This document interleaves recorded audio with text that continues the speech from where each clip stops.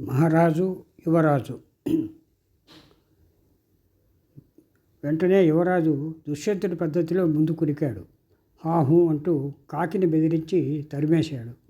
పమిట సర్దుకుంటున్న వయ్యారి భామ వంపుల సొంపులు క్షణంలో సగం సేపు చూసిన యువరాజులో కొన్ని సున్నితమైన నరాలు ఫ్యూజు వైర్లా భగ్గున మండి భస్మం అయిపోయాయి. వయ్యారి భామ వయ్యారిన్నరగా థ్యాంక్ యూ అంది. వయ్యారం ముప్పావుగా రోడ్డు మీద పడి ఉన్న చేతి సంచి తీసుకుంది. జనం ఎవరూ లేరన్న సంతోషంతో రెట్టింపు వయ్యారం ఒలకబోస్తూ వెళ్ళిపోయింది. వెడలుచున్న భామ సోయగాన్ని వెనక నుంచి 6 నిమిషం సేపు శ్రద్ధగా చూసిన యువరాజు 10 అడుగులు నడిచేలోగా హాయిలోకి, గాలిలోకి, కలలలోకి తేలిపోయి శ్రమ లేకుండా విమానం ఎక్కి విహారానికి బయలుదేరాడు. 1:15కి ఒక పెద్ద భోజన కాఫీ హోటలు పెరటగుమ్మం ఉన్న వీధిలోని చిన్న కిళ్ళి కొట్టు దగ్గర విమానం దిగిపోయాడు యువరాజు. ఆకలి విపరీతంగా వేస్తోంది. నీరసంగా ఉంది. కిళ్ళి కొట్టులో వేరుశనగ ఉండలు ఉన్నాయి. 2 కొనుక్కు తిని కాసిన మంచినీళ్ళు తాగితే కడుపు చల్లబడుతుంది. కానీ ఎవరైనా చూస్తే తెగించి కొనేశాడు 2 ఉండలు. స్టైలిష్గా వేరుశనగ ఉండల పరిశ్రమను ఉద్ధరించేవాడి పోజులో తినడం మొదలెట్టాడు. గజం దూరంలో ఒక హై క్లాస్ ముష్టివాడు, పెద్ద హోటల్లో క్లీనరు బేరాలాడి ఒప్పందం కుదుర్చుకుంటున్నారు. వారానికి ₹100 ఇస్తే భోజనం హోటల్ ఎగ్గులాకులన్నీ నువ్వు వచ్చే వరకు ఉంచి నువ్వు రాగానే నీకు పడేస్తా అంటున్నాడు క్లీనరు. 6 అణాలు చేసుకో అన్నాడు ముష్టివాడు. ఇది ఏ క్లాస్ హోటల్లో తెలుసా? ₹100 ఇస్తే ₹5 గిడతాయి. ఇష్టం ఉంటే చెప్పు. సరేనంటున్నాడు ముష్టివాడు. యువరాజు తన మీద తనే జాలిపడ్డాడు. తనని తానే యావగించుకున్నాడు. ఈ ఆర్థిక పతనానికి తనే బాధ్యుడు అనుకున్నాడు. ముష్టివాడిని వెళ్ళిపోనిచ్చి క్లీనర్ని పిలిచి తమలపాకులు వేసుకోమంటూ అర్ధన ఇచ్చాడు. విస్తుపోయిన క్లీనర్ వద్దనేలోగానే మెయిన్ రోడ్డు మీద నడుస్తున్నాడు యువరాజు. డబ్బులు 3 అణాలున్నాయి. గుండె గతుక్కుమంది హఠాత్తుగా. 20 గజాల దూరంలో తన ఇంటి ఓనరుడు వస్తున్నాడు. కనబడితే దుంప తెంపి ధూపం వేస్తాడు. యువరాజు చటుక్కున వెనక్కి తిరిగి బయలుదేరాడు. 3 అడుగులు వేసేసరికి అల్లంత దూరంలో ఈ యువరాజు ఇప్పుడు డెన్మార్క్ యువరాజు పరిస్థితుల్లో పడ్డాడు. కొద్ది తేడాతో. అటు ఇంటివాడిని భరించటమా, ఇటు నాయరు మామన. అటుకి ఇటుకి మధ్య ఒకటి ఎప్పుడూ ఉంటుంది. లేకపోతే ఇటు అటు అనే ప్రస్తావనే లేదు. యువరాజుకి కూడా అటు ఇంటివాడికి ఇటు నాయరికి మధ్య ఒక దారి దొరికింది. మధ్యనున్న కాఫీ హోటల్లోకి దూరాడు. హ్యామ్లెట్ కూడా ఉండడమా అని మదన పడకుండా చేతికందిన డబ్బు తీసుకుని ఒఫీలియాని లేవ తీసుకుని దేశాంతరం పోయి ఉండవచ్చు. తాపీగా దేవుడే సమస్య పరిష్కరించును అనుకున్నాడు యువరాజు తన తెలివితేటలకి ఉప్పొంగిపోతూ. గండం గడిచింది కానీ కంపు కాఫీ తాగి 2 అణాలు హోటల్కి వాడి ఎదార పారేయాల్సి వచ్చింది. బయటకు వచ్చి సిగరెట్ పుట్టించాడు యువరాజు. జేబులో ఇంకొక అణా ఉంది. చెరచెర పెద్ద పుస్తకాల షాప్ కొట్లోకి వెళ్ళాడు. విజ్ఞాన సముద్రం అణువు నుంచి బ్రహ్మాండం వరకు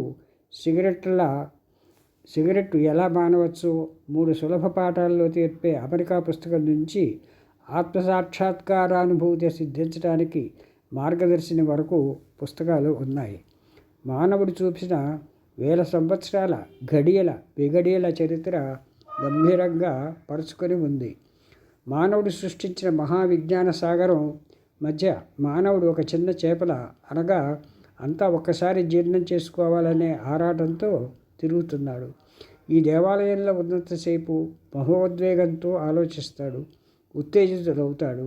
యువరాజు కేవలం ఉక్కిరి బిక్కిరే అయిపోయాడు. చాలా పుస్తకాలు కొనాలనిపించింది, చదవాలనిపించింది. కొనబోయినంత పని చేశాడు. జేబులో అనాకాసు గావుకెక్క వేసింది. నేనొక్కరితోనే ఉన్నానోయ్, నా మొహం చూస్తే పుస్తకాలు ఇవ్వరు సుమే అంటూ. నాకు తెలుసులే, నువ్వు ఎత్తి పడవక్కర్లేదు అన్నాడు యువరాజు. చదువుకుందామని బుద్ధి పుట్టి పుస్తకాలు కొనే తాహతులే యువరాజుకి అసహ్యం వేసింది. కనీసం ఒక్క పుస్తకం దొంగిలిస్తే అన్న ఆలోచన దాకా వచ్చింది. బయటకు వచ్చేసాడు అక్కడితో. గుమ్మం దాటుతూ పెద్ద బ్రహ్మాండమైన కథ రాయడానికి నిశ్చయించాడు. తిన్నగా అమెరికా పంపివేస్తే ఒక్కసారిగా ఏ 25,000 వస్తుంది. జాబ్ అని చక్కని ఇల్లు, లైబ్రరీ, పెరట్లో స్విమ్మింగ్ పూలు, చక్కని పెళ్ళాం, మంచి రేడియో, లైబ్రరీ పుస్తకాలు, బుల్లి జర్మన్ కారు, ఉంగరాల జుట్టు గల నల్లటి తీగ లాంటి డ్రైవరు, బొచ్చు కుక్క, తోలు పటక ఏర్పాటు చేయవచ్చు. ఈలోగా వరుసగా పజిల్స్ కట్టేస్తే మళ్ళా ఏ 1,00,000 వచ్చి పడుతుంది. యువరాజు ఇంకో తీయని అనుమానం ఉంది. అది అస్తమానము పైకి తీయడు. అది వచ్చినప్పుడు అతనికి ఎన్ని దృశ్యాలు స్ఫురిస్తాయి.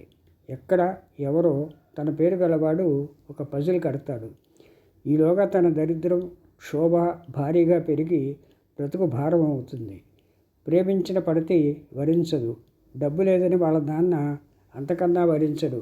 బికారి విధవ అని అవమానితుడై ఆత్మహత్యకి మర్నాడు ముహూర్తం నిశ్చయించుకుంటాడు.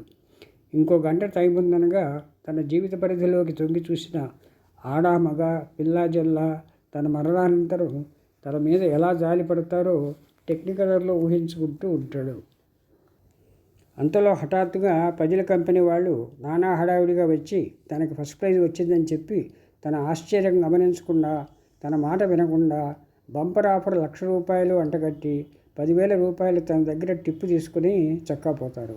అప్పుడు తనంటే కసి ఉన్న వాళ్ళంతా ఉక్కిరి బిక్కిరి అయ్యేటట్టుగా తన ప్రైజు వెల్లడిస్తాడు. తను నిన్న బికారి అన్న వుడ్ హ్యావ్ బీన్ మామగారు, ఆయన కూతురు, అన్నన్నా అనుకుని తనని శ్రీకరుడని పొగిడి పెళ్లికి తయారవమంటారు. ఈలోగా ఎవరి ప్రైజు తనకి పొరపాటుగా వచ్చేసిందో అతన్ని వెతికి పట్టుకుంటాడు తను. నిజం చెప్పి డబ్బు తీసుకోమనేసరికి వాడు బోరున ఏడ్చి సొమ్మసిరి తెప్పరిల్లి సగం నీకే అని ఇచ్చేస్తాడు.